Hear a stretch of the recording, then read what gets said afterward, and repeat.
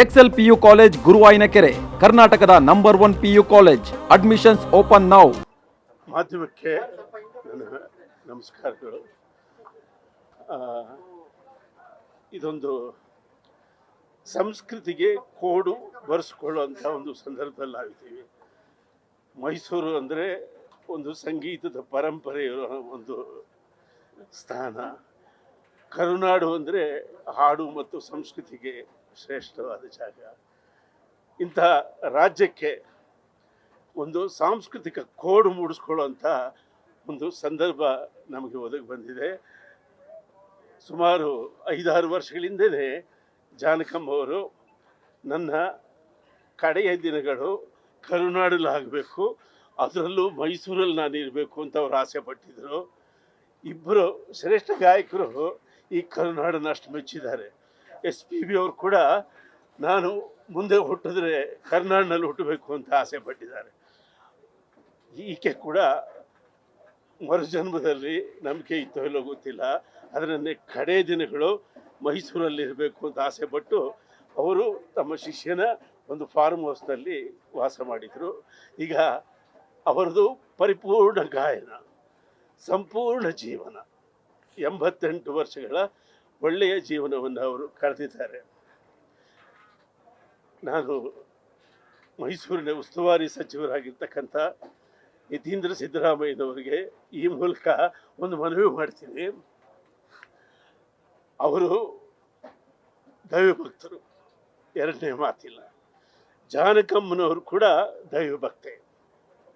ಸಂಗೀತಕ್ಕೆ ಸಕಲ ದೈವಗಳು ಮಾನ್ಯ, ಸಂಗೀತಕ್ಕೆ ಸಕಲ ದೈವಗಳು ಮಾನ್ಯ. ಅನ್ಯವೆಂಬುದಿಲ್ಲ ಆನಂದಕ್ಕೆ, ಅನ್ಯವೆಂಬುದಿಲ್ಲ ಆನಂದಕ್ಕೆ. ಅನ್ಯೋನ್ಯವೇ ಸರ್ವಧರ್ಮಗಳ ಸಲ್ಲಕ್ಷಣ, ಅನ್ಯೋನ್ಯವೇ ಸರ್ವಧರ್ಮಗಳ ಸಲ್ಲಕ್ಷಣ. ಈ ನೀತಿಯನ್ನು ನಮ್ಮ ತಾಯಿ ಜಾನಕಮ್ಮನವರು ಸುಮಾರು 6 ದಶಕಗಳ ಕಾಲ ತಮ್ಮ ವೃತ್ತಿ ಜೀವನದಲ್ಲಿ ಪಾಲಿಸಿದ್ದಾರೆ. ಅವರಿಗೆ ಎಲ್ಲ ಭಾಷೆಯೂ ಪ್ರಿಯ, ಎಲ್ಲ ದೈವಗಳೂ ಪ್ರಿಯ, ಎಲ್ಲ ಧರ್ಮಗಳೂ ಪ್ರಿಯ. 6 ದಶಕಗಳ ಕಾಲ ತಮ್ಮ ಸಂಗೀತದಲ್ಲಿ ಅವರು ಎಲ್ಲವನ್ನು ಆರಾಧಿಸಿ ಪೂಜಿಸಿದ್ದಾರೆ. ಅಂತ ತಾಯಿ ಇವತ್ತು ಮೈಸೂರಿನಲ್ಲಿ ಮಣ್ಣಾಗುವ ಮುಂಚೆ ನಾವು ಕಣ್ತೆರೆದಿದ್ದೇವೆ. ಈಗ ಅವರ ಪ್ರಿಯ ಶಿಷ್ಯನ ಜಾಗದಲ್ಲಿ ಅವರ ಸಮಾಧಿ ಆಗಲಿದೆ. ನಾನು ನಮ್ಮ ಕರ್ನಾಟಕದ ಸಂಗೀತ ಸಂಘದ ಪರವಾಗಿ ಒಂದು ನಿರ್ಧಾರ ತೆಗೆದುಕೊಂಡು ಇವತ್ತು ಹೇಳ್ತಾ ಇದ್ದೀನಿ. ಆ ಶಿಷ್ಯ ಒಪ್ಪಿದರೆ, ಅವ್ರ ಕುಟುಂಬದವರು ಒಪ್ಪಿದರೆ, ನಾವು ಅಲ್ಲಿ ಜಾನಕಮ್ಮನವರ ಬೃಹತ್ ಧ್ಯಾನ ಮಂಟಪದ ಒಂದು ಮೆಮೋರಿಯಲನ್ನು ನಿರ್ಮಿಸ್ತೇವೆ. ಅದಕ್ಕೆ ನಮ್ಮ ಸಂಗೀತದ ಸಂಘದ ಪೂರ್ತಿ ನೆರವೇರುತ್ತೆ. ಸಾರ್ವಜನಿಕರು, ಅವರ ಅಭಿಮಾನಿಗಳು, ಸರ್ಕಾರ ಇದ್ರ ಜೊತೆಯಲ್ಲಿ ಕೈಗೂಡಿಸ್ಬೇಕು ಅಂತ ನಾನು ವಿನಂತಿ ಮಾಡ್ಕೋತಾ ಇದ್ದೀನಿ. Thank you.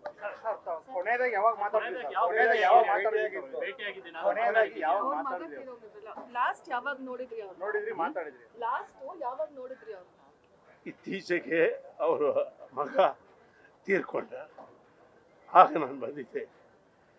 ಅವ್ರ ಜೊತೆಯಲ್ಲಿ ಕಾಲ ಕಳೆದು ಹೋದೆ. ಆ್ಯಕ್ಚುಲಿ ಮಗನ ನಿರ್ಗಮನವೇ ಅವರಿಗೆ ಪ್ರಾಣವನ್ನು ಕಡಿಮೆ ಮಾಡ್ತಾ. ಆ್ಯಕ್ಚುಲಿ ಆಕೆ ಇನ್ನೂ 2-3 ವರ್ಷ ಬದುಕಿರುವಂಥ ಚಾನ್ಸಸ್ ಇತ್ತು. ಆದರೆ ಮಗನ ಕಳ್ಕೊಂಡ ದುಃಖದಿಂದ ಆಕೆ ನಮ್ಮನ್ನು ಅಗಲಿದ್ದಾರೆ. ಆದರೂ ಆ ತಾಯಿದು ಪೂರ್ಣ ಜೀವನ, ಸಂಪೂರ್ಣ ಗಾಯನ, ನಮ್ಮ ಕರುನಾಡಿಗೆ ಆಕೆಯ ಒಂದು ಕೋಡು. ಆಕೆಯ ನೆನಪನ್ನು ನಾವು ಒಂದು ಧ್ಯಾನ ಮಂಟಪದ ಮುಖಾಂತರ, ಸಂಗೀತ ಶಾಲೆಯ ಮುಖಾಂತರ ಮುಂದಿನ ಪೀಳಿಗೆ ರವಾನಿಸೋದು ನಮ್ಮೆಲ್ಲ ಕರ್ತವ್ಯ ಆಗಿದೆ. ಇತ್ತೀಚಿನ ದಿನಗಳಲ್ಲಿ ನಾವು ಯಾವುದೋ ಒಂದು ಕಾರ್ಯಕ್ರಮಕ್ಕೆ ಜಾನಕಮ್ಮನ ಹೇಗಾದರೂ ಮಾಡಿ ಕರ್ಕೊಂಡ್ಬರ್ಬೇಕು ಅಂತ ಭಾಳ ಒಂದು ಆಸೆ ಇಟ್ಕೊಂಡಿದ್ದೆ. ಸಡನ್ನಾಗಿ ಈ ರೀತಿ ಒಂದು ನ್ಯೂಸ್ ಬರಬೇಕಾದ್ರೆ ಒಂದು ರೀತಿ ಗಾಯಕನಾಗಿ ಅಷ್ಟೇ ಅಲ್ಲದೆ ಅವರ ಹಾಡುಗಳ ಒಬ್ಬ ಶಿಷ್ಯನಾಗಿ, ಯಾಕೆಂದರೆ ನಾವೆಲ್ಲರೂ ಇವರ ಹಾಡುಗಳಿಂದ ಕಲಿತದ್ದು ನಮ್ಗೊಂದು ಕಡೆ ಮನೋರಂಜನೆ ಆದರೆ ಇನ್ನೊಂದು ಕಡೆ ಕಲಿಕೆ. ಅವ್ರ ಹಾಡುಗಳನ್ನು ಕೇಳ್ತಾ ಇದ್ರೆ ಕಲಿತೀವಿ. ಓ, ಈ ಪದವನ್ನು ಹೀಗೆ ಉಚ್ಚಾರ ಮಾಡಿದ್ರ, ಈ ಹಾಡನ್ನು ಹೀಗೆ ಹಾಡಿದ್ರ, ಇದರಲ್ಲಿ ಈ ರೀತಿ ಭಾವ ತುಂಬಿದ್ರ. ಮತ್ತು ಒಂದ ಎರಡ ಸಾವಿರಾರು ಹಾಡುಗಳಲ್ಲಿ ಇಷ್ಟು ಭಾಷೆಗಳಲ್ಲಿ ಜೀವ ತುಂಬಿ ಆ ಜೀವ ಇವತ್ತು ಮೈಸೂರಿನಲ್ಲಿ ಈ ರೀತಿ ಇದ್ದಾರೆ ಅಂದರೆ ಒಂದು ಕ್ಷಣ ನಂಬಲಿಕ್ಕೆ ಬಹಳ ಕಷ್ಟ. ಆದರೆ ಇವತ್ತಿನ ದಿನ ಇದೇ ಸತ್ಯ. ಇದನ್ನು ಭಾಳ ಒಪ್ಕೊಳ್ಳೋದೇ ಭಾಳ ಕಷ್ಟ. ಆದರೂ ಕೂಡ ಇಂಥ ಮಹನೀಯರು ಒಂದು ರೀತಿ ಏನು ಹೇಳ್ತಾರೆ, ಶಾಶ್ವತವಾಗಿ ಹಿರಿಕರು ಹೇಳೋಗೆ ಸೂರ್ಯ ಚಂದ್ರ ಇರೋವರೆಗೂ ಇವರೆಲ್ಲರೂ ನಮ್ಮೊಂದಿಗೆ ಶಾಶ್ವತವಾಗಿರ್ತಾರೆ. ಯಾಕಂದರೆ ಅವರು ಮಾಡಿರುವಂಥ ಕೆಲಸ ಅಷ್ಟೇ ಅಲ್ಲದೆ ಅವರ ಮನಸ್ಸು, ಅವರ ಹೃದಯ, ಅವರು ನಡ್ಕೊಂಡಂಥ ರೀತಿ ಯಾರಿಗೂ ಯಾವ ರೀತಿಯಾದಂಥ ತೊಂದರೆಯನ್ನು ಕೊಡದೆ ಎಲ್ರಿಗೂ ಕೇವಲ ಆನಂದವನ್ನು ಮಾತ್ರ ಕೊಟ್ಟು ಹಾಡುಗಳ ಮೂಲಕ, ಅವರ ಮಾತುಗಳ ಮೂಲಕ. ಮತ್ತು ನಾನು ಅನೇಕ ವಿಡಿಯೋಸಲ್ಲಿ ನೋಡಿದ್ದೀನಿ, ಕೆಲವರು ಹೊಸಬ್ರನ್ನ ಅವರು ಅಷ್ಟು ಪ್ರೀತಿಯಿಂದ ಅವ್ರಿಗೆ ಏನು ಹೇಳ್ತಾರೆ ಎನ್ಕರೇಜ್ಮೆಂಟ್ ಕೊಡೋದಾಗಲಿ ಅಥವಾ ಒಂದು ಮಾರ್ಗದರ್ಶನವನ್ನು ನೀಡೋದಾಗಲಿ ಎಲ್ಲಕ್ಕೂ ಅವರು ಯಾವಾಗಲೂ ಸಿದ್ಧರಾಗಿದ್ದರು. ನಾನು ಇಂಥ ದೊಡ್ಡ ಗಾಯಕಿ ಅನ್ನೋ ಒಂದು ಒಂದು ಒಂದು ಕಿಂಚಿತ್ ಕೂಡ ಅವ್ರಿಗೆ ಆ ಒಂದು ಅವ್ರಿಗೆ ಗೊತ್ತೇ ಇರಲಿಲ್ವೇನೋ ಅವ್ರು ಎಂಥ ಬೆಟ್ಟದ ಎತ್ತರದ ಗಾಯಕಿ ಅಂತ. ನಾನು ಇವತ್ತು ಒಬ್ಬ ಗಾಯಕನಾಗಿ, ನಾನು ಹೇಳ್ದಂಗೆ ಸಂಗೀತ ರಸಿಕನಾಗಿ ಈ ಇಡೀ ಆ ಒಂದು ಲೋಕಕ್ಕೆ ಒಂದು ತುಂಬಲಾರದ ನಷ್ಟ. ಅವರ ಆತ್ಮಕ್ಕೆ ಭಗವಂತ ಶಾಂತಿಯನ್ನು ನೀಡಲಿ. ಅವರ ಪರಿವಾರವನ್ನು ಭೇಟಿಯಾದ್ವಿ. ಅವರೆಲ್ಲರಿಗೂ ಭಗವಂತ ಶಕ್ತಿ ಕೊಡಲಿ. ಮತ್ತು ಅಷ್ಟೇ ಅಲ್ಲದೆ ವಿಶೇಷವಾಗಿ ಕನ್ನಡದಲ್ಲಿ ಹೇಳಬೇಕು ಅಂದರೆ ಸಾವಿರಾರು ಹಾಡುಗಳನ್ನು ಕೊಟ್ಟಿದ್ದಾರೆ. ಹಾಗಾಗಿ ಅವರೆಲ್ಲ ಇವತ್ತು ಇಲ್ಲಿ ನೋಡಿದ್ರೆ, ಆ ಲೈನ್ ನೋಡ್ತಾ ಇದ್ರೆ ನನಗೆ ಎಷ್ಟು ಹೃದಯಗಳನ್ನು ಗೆದ್ದಿದ್ದಾರೆ ಅಂತ ಗೊತ್ತಾಗುತ್ತೆ. ಆ ಎಲ್ಲ ಹೃದಯಗಳಿಗೆ ಭಗವಂತ ಶಕ್ತಿಯನ್ನು ಕೊಡಲಿ ಅಂತ ಪ್ರಾರ್ಥಿಸ್ತೇನೆ. ರೀಸೆಂಟಾಗಿ ಆಗಿರಲಿಲ್ಲ, ಬಟ್ ಕೆಲವು ವರ್ಷಗಳ ಹಿಂದೆ ಆಗಿದ್ದೆ. ಅದೇ ರೀಸೆಂಟಾಗಿ ಯಾವುದೋ ಒಂದು ಯಾವುದೋ ಒಂದು ಕಾರ್ಯಕ್ರಮಕ್ಕೋಸ್ಕರ ಅವ್ರನ್ನ ಭೇಟಿ ಆಗಬೇಕು ಅಂತೆಲ್ಲ ಮಾತಾಡ್ತಾ ಇದ್ವಿ. ಬಟ್ ಅದು ಇನ್ನು ಕನಸಾಗಿರ್ಬೇಕು.